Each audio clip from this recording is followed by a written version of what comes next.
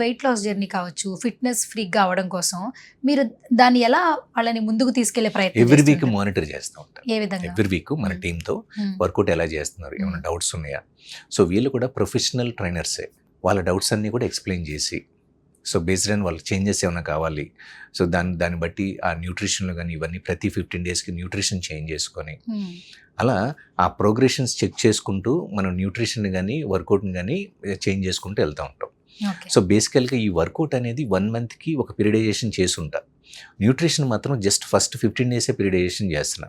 చేసి బేస్డ్ ఏంటంటే వాళ్ళకి ఇంకేదైనా డౌట్స్ ఉన్నాయి, లేదు ఫుడ్ అనేది ఒక ప్రతి మీలు ఆ 15 డేస్ తీసుకోవడం బోర్ కొడుతుంది. డే 1 నుంచి 15 డేస్ వరకు ఒక ప్రోగ్రామ్ న్యూట్రిషన్ ప్లాన్.